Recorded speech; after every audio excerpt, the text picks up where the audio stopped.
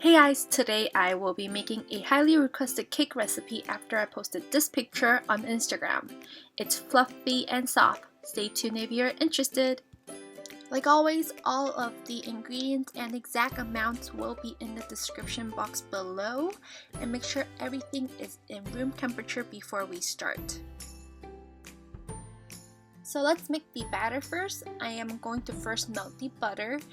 Just melt it under medium-low heat until the sides of the pan have little bubbles popping out, and then we can go ahead and remove that from the heat.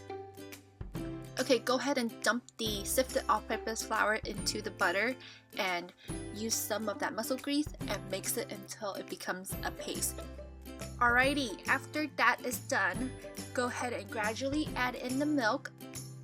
Personally, I like to add in the milk into thirds, so I like to pour about a third of the milk in, mix that in, and continue doing that until all the milk has been added to the paste.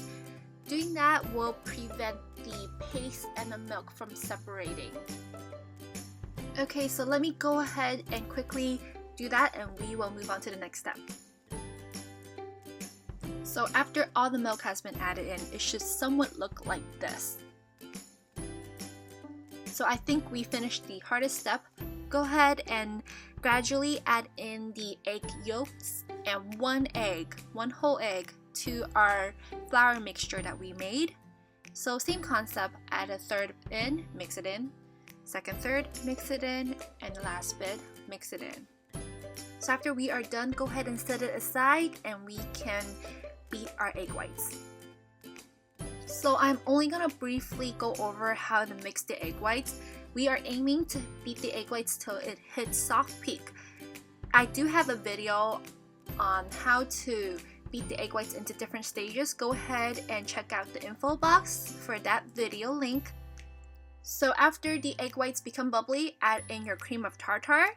Continue mixing that for a couple seconds and then slowly add in your sugar. So when your egg whites look like fluffy clouds, you know it's about right. I like to turn it to the slowest speed and mix it for another 30 seconds to get rid of any large bubbles. And this is the stiffness of the egg whites you are aiming for. Okay, we are almost there. Take a third of the egg whites, mix it in with the egg yolk flour mixture that we made earlier. Fold that in. After that, add in another third of the egg whites, fold it in. After that is folded in, pour everything back into the big bowl and fold it in. So this is my preference. I like to turn the bowl while I'm folding in the egg whites. You can do whatever that works for you. So I'm just going to fold it until I don't see any more traces of the egg whites.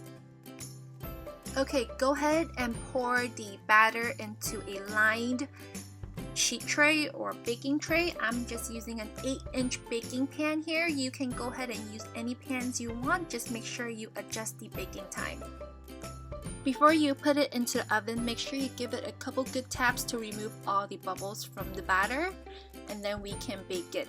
So the baking instructions are on the bottom left of the screen because I think they are a little bit more complicated to explain. And don't forget to bake this cake in a water bath like what I'm doing here, and I'll show you how the cake looks like after it's done baking. Okay, after it's done baking, turn the oven down, leave the oven door open for about 10 to 15 minutes until the cake cools down.